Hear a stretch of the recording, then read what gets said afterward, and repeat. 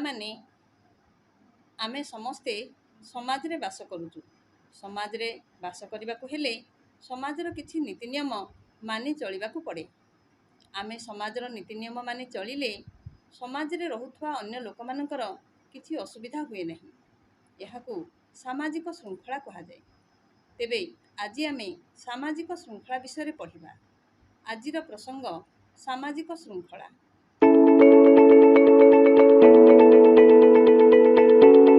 ଆମର ଭଲ ଅଭ୍ୟାସ ଓ ଭଲ କାର୍ଯ୍ୟ ଯୋଗୁଁ ଆମେ ଶୃଙ୍ଖଳିତ ଜୀବନଯାପନ କରିପାରିବା, ଯାହାଦ୍ୱାରା ସମାଜର ମଙ୍ଗଳ ହେବ।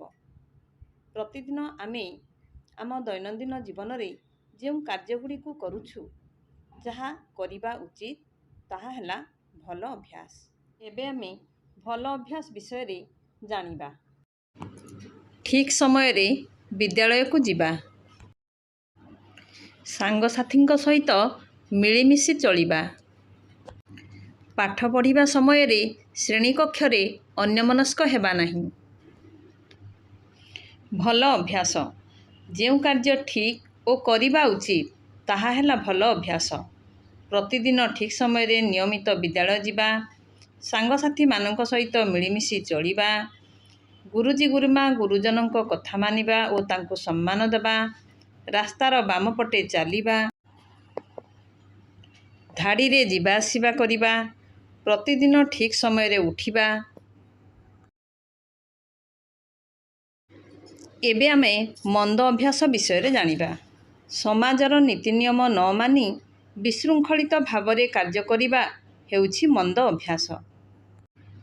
ସେଗୁଡ଼ିକ ହେଲା ରାସ୍ତା ମଝିରେ ଚାଲିବା ଓ ସାଇକେଲ ଚଳାଇବା, ବିଦ୍ୟାଳୟକୁ ବିଳମ୍ବରେ ଯିବା ଓ ନିୟମିତ ଗୃହ କାର୍ଯ୍ୟ ନ କରିବା, ଗୁରୁଜୀ ଗୁରୁମା ଓ ଗୁରୁଜନଙ୍କ କଥା ନ ମାନିବା, ସାଙ୍ଗସାଥୀମାନଙ୍କ ସହିତ ଗଣ୍ଡଗୋଳ କରିବା, ଶ୍ରେଣୀରେ ପାଠପଢ଼ା ସମୟରେ ଅନ୍ୟମନସ୍କ ହେବା। ବର୍ତ୍ତମାନ ଅପରାଧ ସମ୍ପର୍କରେ ଜାଣିବା। ମନ୍ଦ ଅଭ୍ୟାସ ଏବଂ ମନ୍ଦ ବ୍ୟବହାର ଦ୍ୱାରା ନିଜର କ୍ଷତି ହେବା ସଙ୍ଗେ ସଙ୍ଗେ ସମାଜର କ୍ଷତି ହୋଇଥାଏ। ଏହାକୁ ଅପରାଧ କୁହାଯାଏ। ଅପରାଧ ଗୁଡ଼ିକ ହେଲା ଚୋରି କରିବା, ଡକାୟତି କରିବା, ମାରପିଟ କରିବା ଓ ଧମକ ଦେବା, ଜବରଦସ୍ତ ଚାନ୍ଦା ଆଦାୟ କରିବା, ଲୋକମାନଙ୍କର ଘରଦ୍ୱାର, ସରକାରୀ ଓ ବେସରକାରୀ ଅନୁଷ୍ଠାନର ଆସବାବପତ୍ର, ଗାଡ଼ି ମଟର ଇତ୍ୟାଦିକୁ ଭଙ୍ଗାରୁଜା କରିବା, ପୋଡ଼ାଜଳା କରିବା, ବିନା ଟିକଟରେ ବସ୍ରେ ଏବଂ ଟ୍ରେନରେ ଯାତ୍ରା କରିବା। ବର୍ତ୍ତମାନ ଆମେ ଅପରାଧ ନିରାକରଣର ଉପାୟ ବିଷୟରେ ଜାଣିବା। ପିଲାମାନେ ପାଠ ପଢ଼ିବା ଦରକାର, କାରଣ ଶିକ୍ଷା ମଣିଷକୁ ଠିକ୍ ବାଟରେ ନିଏ। ମନ୍ଦ ଅଭ୍ୟାସ ଓ ତାକୁ ନେଇ ଘଟୁଥିବା ଦୁର୍ଘଟଣା ଓ ଅପରାଧ ଦୂରଦର୍ଶନରେ ଦେଖାଇବା ତଥା ରେଡ଼ିଓରେ ପ୍ରଚାର କରିବା ଦରକାର। ବିଦ୍ୟାଳୟରେ ମନ୍ଦ ଅଭ୍ୟାସ ଓ ତତ୍ଜନିତ ଅସୁବିଧା ଉପରେ ତର୍କସଭା ଓ ବିଭିନ୍ନ ପ୍ରତିଯୋଗିତା ହେବା ଦରକାର। ଅପରାଧୀକୁ କଠୋର ଦଣ୍ଡ ଦେବା ବ୍ୟବସ୍ଥା କରାଯିବା ଉଚିତ। ନିଶାଦ୍ରବ୍ୟର ଶରୀର ପ୍ରତି ପଡ଼ୁଥିବା କୁପ୍ରଭାବ ବିଷୟରେ ସମସ୍ତଙ୍କୁ ସଚେତନ କରାଯିବା ଆବଶ୍ୟକ।